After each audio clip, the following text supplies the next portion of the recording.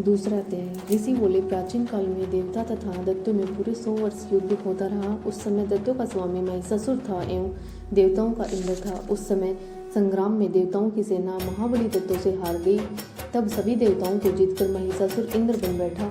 हार खाकर सभी देवता ब्रह्मा जी को अग्नि बनाकर वहां पहुंच गए जहां विष्णु तथा शंकर विराज रहे थे। वहां पर देवताओं ने महिषासुर के सभी उपद्रवों एवं अपने प्रादुर्भाव आदि का पूरा वृत्तांत कह सुनाया। उन्होंने कहा, महिषासुर ने तो सूर्य, अग्नि, पवन, चंद्रमा, यम तथा वरुण इस प्रकार अन्य सभी देवताओं के अधिकार छीन लिए हैं। स्वयं ही सबका अधिष्ठाता बन बैठा है। उसने सभी देवताओं को स्वर्ग से निकाल दिया है। महिषासुर महादुरात्मा है। देवता मर्त्यों की भांति विचर रहे हैं। हे प्रभु, अब हम आपकी शरण में आए हैं, उसके वध का कोई उपाय कीजिए। इस प्रकार मधुसूदन तथा महादेव जी ने देवताओं के वचन सुने और उनके क्रोध से भूमि तन गई। तब भगवान विष्णु के मुख से एक महान तेज प्रकट हुआ। इसी प्रकार ब्रह्मा तथा शंकर के मुख से भी तेज प्रकट हुआ। दूसरे इंद्र आदि देवताओं के शरीर से भी महान तेज प्रकट हो आया। सभी तेज मिलकर एक हो गए। वह तेज पुंज इतना उग्र था जैसे कि जलता हुआ पहाड़ हो। देवताओं ने देखा कि उसकी ज्वालाएं सभी दिशाओं में फैल रही हैं। जब वह एक हुआ तो नारी के रूप में आ गया। उसके प्रकाश से तीनों लोग भर गए। महादेव जी के तेज से उसका मुख प्रकट हुआ। यम के तेज से उसके केस हुए। विष्णु के तेज से उस देवी की भुजाएं प्रकट हुई। चंद्रमा से दोनों स्तंभ। इंद्र के तेज से उसका कटी प्रदेश। वरुण के तेज से गंगा ध्रुव स्थल। पृथ्वी के तेज से नितंबों का प्रादुर्भाव हुआ। ब्रह्म के तेज से दोनों चरण। सूर्य के तेज से चरणों की अंगुलियां। वसुओं के तेज से हाथों की अंगुलियां। कुबेर के तेज से नासिका का आविर्भाव हुआ। उसके दांत प्रजापति के तेज से प्रकट हुए। अग्नि के तेज से 3 नेत्र हुए। दोनों संध्याओं के तेज से दोनों भौहें। वायु के तेज से दोनों कान उत्पन्न हुए। इसी प्रकार दूसरे देवगणों के तेज द्वारा भक्ति का प्रादुर्भाव हुआ।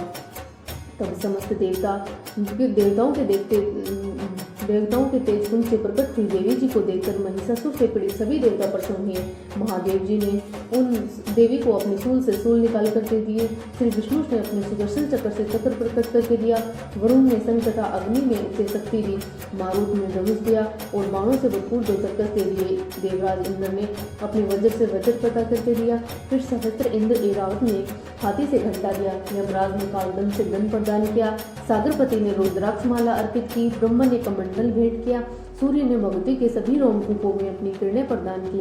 काल ने तलवार तथा उत्तम ढाल अर्पण की। क्षीरसागर ने हार, कभी ने पुराने वाले 2 वस्त्र भेंट किए। इसी प्रकार चूड़ामणि, दिव्य कुंडल तथा 2 कड़े भी भेंट किए तथा चमकता हुआ अर्चंदन, सभी भुजाओं के लिए बाजूबंद, चरणों के लिए नुपुर, कंठ के लिए सर्वोत्तम कंठूला भेंट किया। इसी प्रकार सभी अंगुलियों के जड़ित मुद्रिकाएं प्रदान की। विश्वकर्मा ने निर्मल परशु भेंट किया और अनेक रूपों वाले अस्त्र, अभेद कवच, मस्तक तथा गले में धारण करने के योग्य सभी ने कुमलाने वाली कमलों की माला दी। जलती ने उसे बहुत सुंदर कमल दिया। हिमाचल ने वाहन के लिए सिंह और अभी अनेकों प्रकार के रत्न भेंट किए। कुबेर ने सुरापुन पातक दिया। सभी नागों के स्वामी शेष जी ने महामूल्यों से सुशोभित नागार दिया जो शेष जी इस पृथ्वी को धारण किए हैं। इसी प्रकार दूसरे देवताओं ने भी भूषण तथा आयुध के द्वारा देवी जी का सत्कार किया। तब तो भगवती ने टास करके ऊंचे स्वर से गर्जना की। उसके भयानक नाद से सारा आकाश भर गया।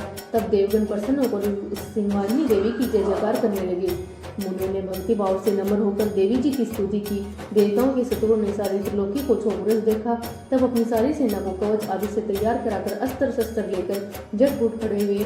महिषासुर क्रोध में आकर बोला, अरे यह क्या हो रहा है? इतना कहकर सभी देवताओं के साथ से घिरकर उस सिंहनाद की ओर भागा। वहां जाकर उसने तीनों लोगों को अपने तेज से प्रकाशित करती हुई देवी को देखा। उस देवी के चरणों के बाहर से पृथ्वी दबी जा रही थी। माथे की किरीट मुकुट से आकाश पर रेखाएं पड़ती जा रही थी। उसके धनुष के टंकार से 7 पादार क्षोभग्रस्त थे।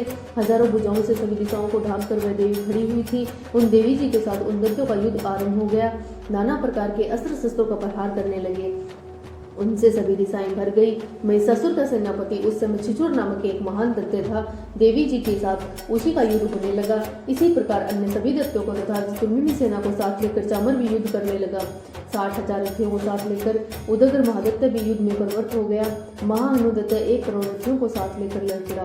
तलवार के समान पहने रोमा वाला 80 रोमा नामक दैत्य 5 करोड़ रथियों के साथ युद्ध में आ गया। 60 लाख रथियों से आवृत वास्कल दत्त युद्ध में उतर पड़ा।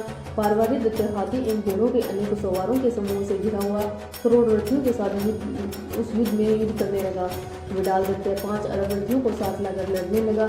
और भी हजारों महादत्त रथ हाथी घोड़ों से घिरे रथियों को साथ लाकर देवी जी के साथ युद्ध करने लगे। उस रणरंगन में स्वयं महिषासुर भी रथों, हाथी एवं असुरों की सेनाओं से घिरा हुआ खड़ा था। तोमर, भिंडीपाल, शक्ति, मुसल, परशु, पट्टी, खंग आदि शस्त्रों से युद्ध में देवी जी के साथ युद्ध करने लगे। कुछ दत्तों ने देवी जी पर शक्तियां छोड़ी एवं दूसरों ने पास फेंके। तब उस चंडिका देवी ने उन्हें अस्त्र शस्त्रों की वर्षा करके तोड़ डाला। इधर देवी जी का वाहन सिंह भी क्रोध में आ गया। अपने गर्दन के बाल हिलाता हुआ दत्तों की सेना में इस प्रकार घूमने लगा जैसे कि वन में अग्नि फलती जा रही हो। उस युद्ध भूमि में युद्ध करती हुई अंबिका ने जितने ही समास छोड़े वे ही झटपट सैकड़ों हजारों गणों के रूप में परिणित हो गए। प्रकट होकर उन गणों ने खंग, भिंडीपाल, पट्टीस आदि शस्त्रों से युद्ध आरंभ कर दिया। देवी जी की शक्ति से वृद्धि पाकर वे गण दत्तों का नाश करने लगे। साथ में दूसरे गण नगाड़े शंखादि बजाने लगे। महती प्रसन्नता देने वाले उस युद्ध के उत्साह में कुछ एक ने मृदंग बजाए। तब देवी जी ने त्रिशूल, गदा और शक्तियों की वर्षा से तलवार आदि शस्त्रों से सैकड़ों महान असुर मार डाले। दूसरे कितने दत्तों के घंटा के बैब्रना से मूर्छित करके मार गिराया। मरे दत्तों को पास से भंग कर पृथ्वी पर घसीट डाला। कितने तो गदा की चोट से घायल होकर पृथ्वी पर सो गए। मुसलों के प्रहार से कई रुधिर रोमन करने लगे एवं कई शूल द्वारा उस स्थल फट जाने से पृथ्वी पर पड़ गए। कितने दत्तों के बाणों की वर्षा द्वारा युद्ध में भूमि में काट गिराए गए। शयन पक्षी की भांति आक्रमण करने वाले देवशत्रु दत्त प्राण छोड़ने लगे।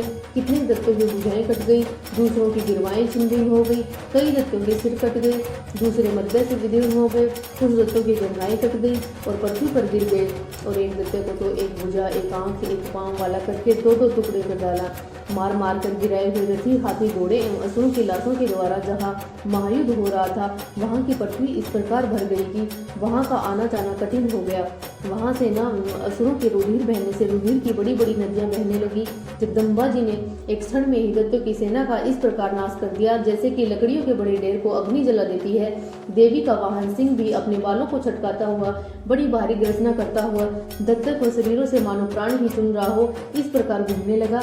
देवी जी के उन गणों ने महाअसुरों के साथ बड़ा युद्ध किया जिससे देवता प्रसन्न होकर आकाश से पुष्पों की वर्षा करने लगी। जय माता।